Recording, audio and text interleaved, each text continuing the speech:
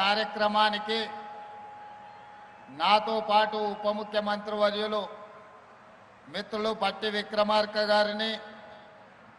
PCC అధ్యక్షులు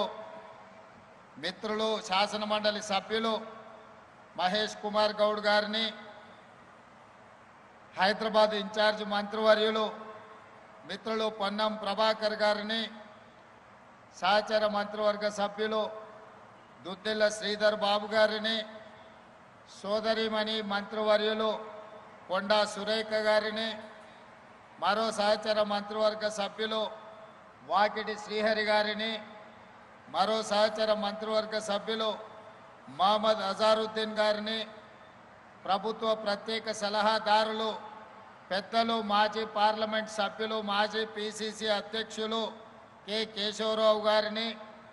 మరో ప్రభుత్వ ప్రత్యేక సలహాదారులు మాజీ పిసిసి అధ్యక్షులు వి హనుమంతరావు గారిని, బలహీన వర్గాల నాయకుడు 5 దశాబ్దాలు మీకోసమే కొట్లాడిన రాజ్యసభ సభ్యులు మిత్రులు ఆర్ కృష్ణయ్య గారిని, అదేవిధంగా మరో రాజ్యసభ సభ్యులు యువమిత్రులు అనిల్ కుమార్ యాదవ్ గారిని, అదేవిధంగా పార్లమెంట్ సభ్యులు సురేష్ షెట్కర్ గారిని, ఆది శ్రీనివాస్ గారిని, నవీన్ యాదవ్ గారిని, మిత్రులు రాజ్ ఠాకూర్ గారిని, అదేవిధంగా శాసనసభ్యులు ఈర్లపల్లి శంకర్ గారిని, మరో శాసనసభ్యులు మిత్రులు ప్రకాష్ గౌడ్ గారిని, అదేవిధంగా శాసనసభ్యులు మందుల సామ్యుల్ గారిని, మహిళా కమిషన్ చైర్పర్సన్ మాజీ మేయర్ గద్వాల విజయలక్ష్మి గారిని, బీసీ కమిషన్ చైర్మన్ పెద్దలు నిరంజన్ గారిని, అదేవిధంగా మాజీ పార్లమెంట్ సభ్యులు సోదరులు అంజన్ కుమార్ యాదవ్ గారిని, మరో మిత్రుడు బలహీన వర్గాల గొంతుగా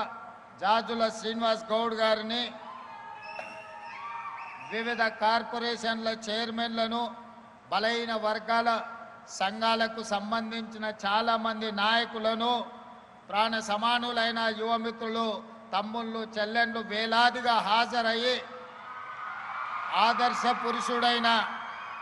జ్యోతిబా పూలే దంపతుల యొక్క విగ్రహావిష్కరణ కార్యక్రమాన్ని ఒక పండుగ వాతావరణంలో నిర్వహించినందుకు మనస్ఫూర్తిగా అభినందనలు తెలియజేస్తున్నా. మిత్రులారా, చాలా సందర్భాలలో చాలా ప్రదేశాలలో డాక్టర్ బాబాసాహెబ్ అంబేద్కర్ గారి విగ్రహాన్ని లేదా మహాత్మా గాంధీ గారి విగ్రహాన్ని లేదా జ్యోతిబా పూలే విగ్రహాన్ని లేదా శ్రీమతి ఇందిరాగాంధీ రాజీవ్ గాంధీ గారి విగ్రహాలను ఈ రాష్ట్రంలో ఈ దేశంలో ఎక్కడికి వెళ్ళినా మనం చూస్తూ ఉంటాం. చాలామంది ఈ విగ్రహాల దగ్గరికి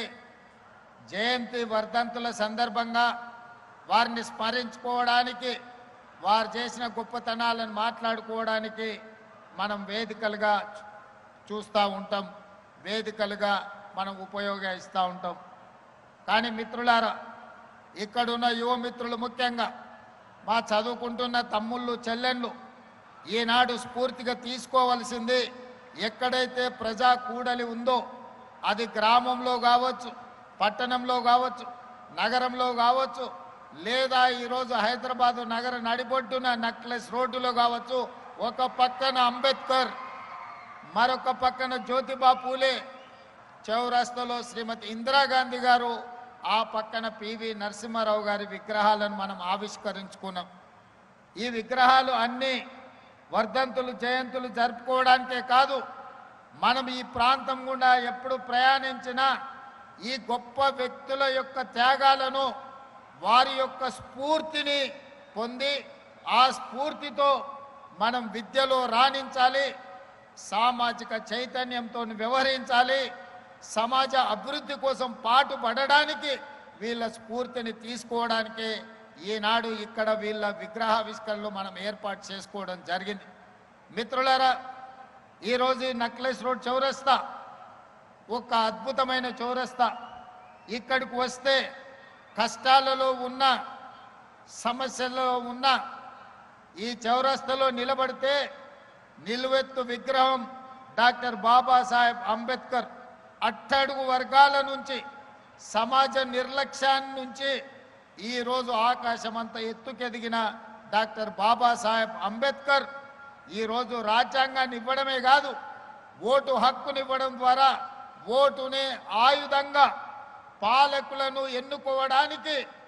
క్రమశిక్షణ తప్పిన పాలకులను శిక్షించడానికి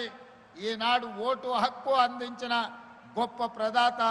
డాక్టర్ బాబాసాహెబ్ అంబేద్కర్ గారు ఇక్కడ ఆవిష్కరించబడ్డారు. అదేవిధంగా సమాజంలో అంటరానితనం, ఆకలి కేకలు, నిరక్షరాస్యత, మూఢనమ్మకాలు ఆనాటి కాలంలో అసలు చదువు అనేదే అందని సమయం, మహిళా చదువు అనేది ఆలోచనకు ఊహకు కూడా అందని సందర్భం. 150, 160 సంవత్సరాల క్రితం ఆనాడు జ్యోతిబా పూలే మనలో చైతన్యం రావాలి అనంటే, మన బతుకులు బాగుపడాలి, మన తలరాత మారాలి అంటే చదువు ఒక్కటే ఆయుధంగా మారాలి. చదువుకున్న వాడు ఆదర్శ పురుషుడిగా రాణిస్తాడు, ఆదర్శ మహిళగా రాణిస్తారని గుర్తించి 150, 160 సంవత్సరాల క్రితం తను చదువుకోవడమే కాదు, తన సతీమణిని కూడా చదివించడం ద్వారా మహిళకు చదువు ఎంత ముఖ్యమో జ్యోతిబా పూలే మనకు ఒక ఆదర్శప్రాయుడుగా నిలబడ్డాడు. 136 సంవత్సరాల క్రితం మరణించిన ఈనాడు కూడా ఈ తరం మనం వారిని ఆదర్శ పురుషుడిగా భావిస్తున్నామంటే సమాజంలో వారు తీసుకొచ్చిన సామాజిక విప్లవాన్ని ఈరోజు మనం గుర్తు చేసుకుంటున్నామంటే ఆయన ఆలోచన ఎంత ముందస్తుగా, ఎంత గొప్పగా వారు ఆలోచన చేసిండ్రో ఇవాళ మనం అర్థం చేసుకోవాల్సిన అవసరం ఉన్నది. అందుకే మిత్రులారా, ఆనాడు జ్యోతిబా పూలే చెప్పిందే 136 సంవత్సరాల తర్వాత ఈరోజు ప్రజాపాలనలో ఇందిరమ్మ రాజ్యంలో మేము అదే విధానాన్ని, అదే